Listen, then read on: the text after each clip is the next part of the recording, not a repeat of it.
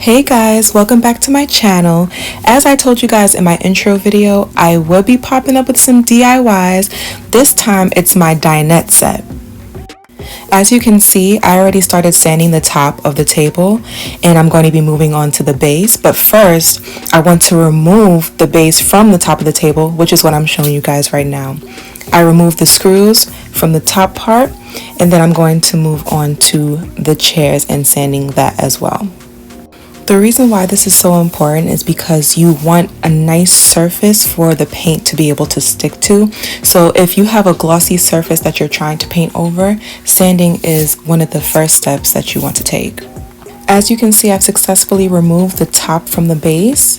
These are the screws that were holding the two together. I'm just going to set those aside in a safe place.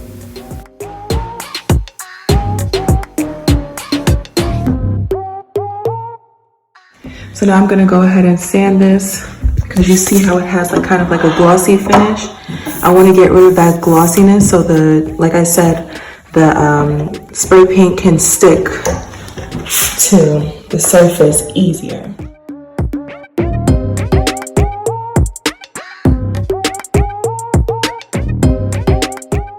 So this is the sanding paper that I'll be using. It's the 320, something light because it's not a super glossy surface. And when I showed the guy in Home Depot, this is what he suggested. So I went along with that. So let's talk about paint. Of course, I'll be using the Rust-Oleum Painter's Touch. I ended up getting 2 cans of primer. I want to say 5 to 6 cans of the granite satin color for my 4 chairs and the top of the table. And for the base, I ended up getting 1 can of the white gloss. Let's get into the sanding process. So of course, when you're sanding, when you're painting, and when you're doing like any messy DIY project, you want to wear like the worst clothes that you possibly have. When you're sanding, you don't have to worry about it being perfect. Just make sure that you're getting enough of that glossy finish off so you have a nice surface for the paint to adhere to.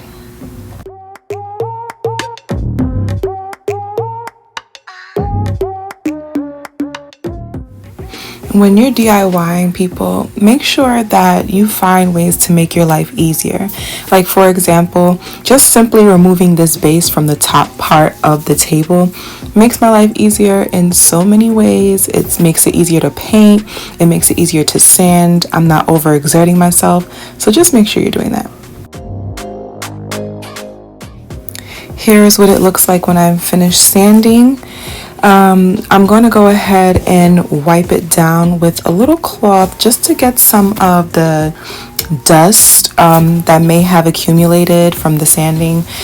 You can also see that I have the table that's done and ready to be brought outside. So that's what we're going to do.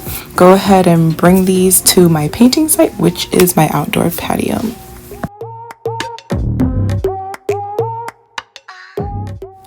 Alright, so now that everything is outside, let's talk about what we're going to need for our painting process. So you're going to need your plastic drop cloth or any drop cloth. Of course, your painting tools, some gloves. You're going to need a face mask, so anything to cover your hair. And of course, the worst clothes that you could possibly find, like I mentioned earlier.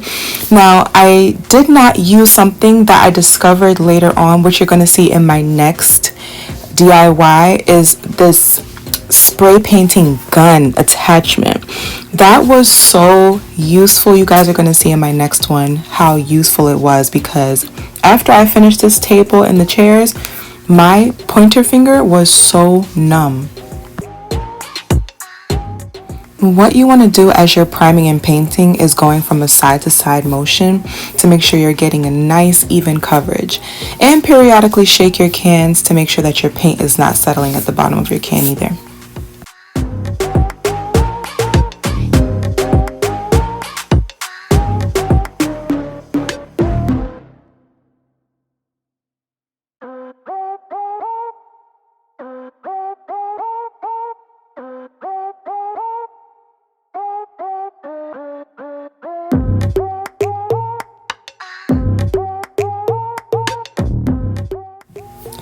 So now that I'm done priming the top part of my table, I'm going to let this dry for about 30 minutes to an hour and set that aside while I prime my base.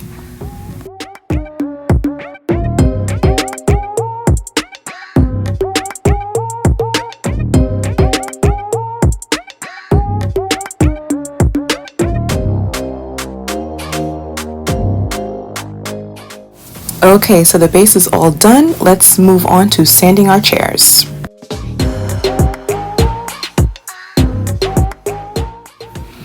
Sanding the chairs was definitely a little bit more of a tedious process than the table and the base. So yeah, this definitely took a little bit longer with all 4 chairs.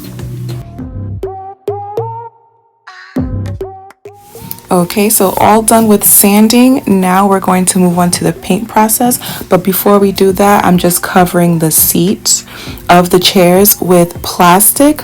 And you'll see in this next clip that I taped the plastic to the seat covers to secure the plastic, but also to prevent the paint from getting onto the seat as well.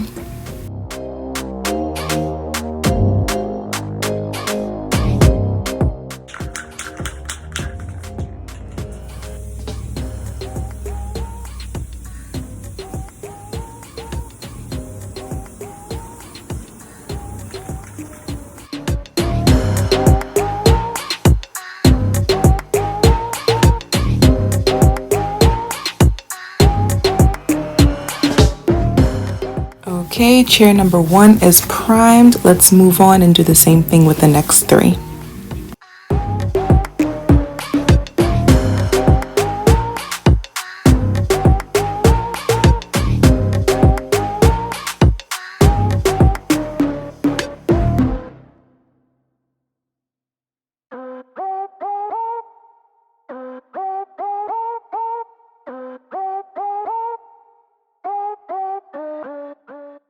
Okay, the chairs are all done being primed. Let's move on to applying the first coat of paint to our table.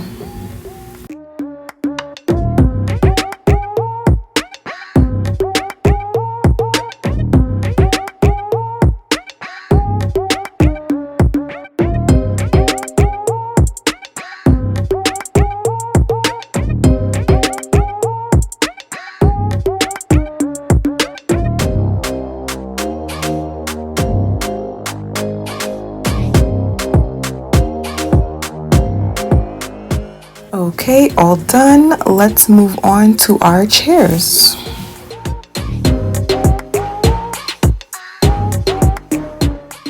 I just want to share a tip when you're doing a big project like this. Make sure you have enough paint. If you think you need to, get 3 because you don't want to be like me making multiple trips to Home Depot and Lowe's. I promise you, they don't want to see you that much, okay? So just get more than what you think you'll need.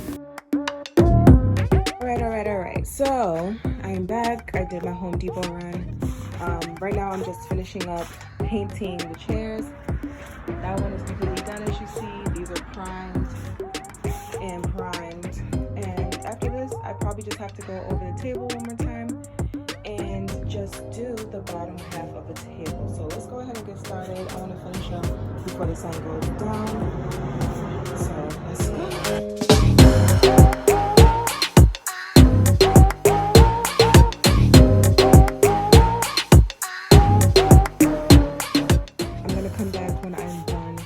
With the chairs. You guys know what's going on here. I don't need to explain.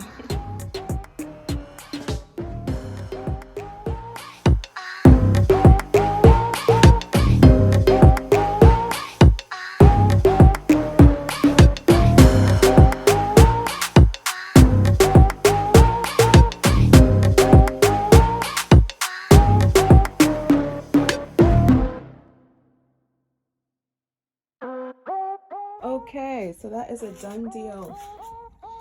So now we just basically wait to dry. I'm gonna wait until tomorrow. I'm gonna let it dry overnight out here.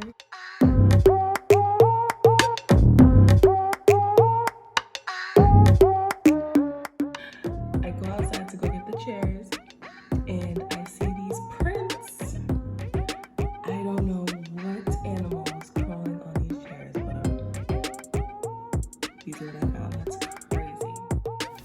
Okay, so it is the next day. My table, my base, all my chairs have dried. I'm just going to start by reattaching the top part of the table to the base. So I've gathered my screws and putting back together my dinette set.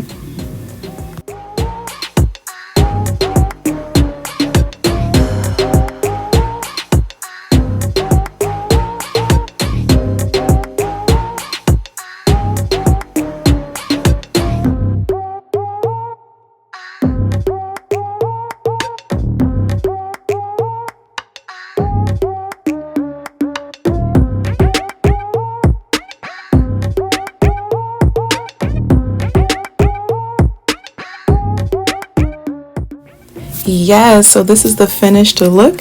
If you guys enjoyed this video, please like the video from me, leave a comment and let me know what you think, and subscribe for more videos. I'll see you guys in the next one. Bye.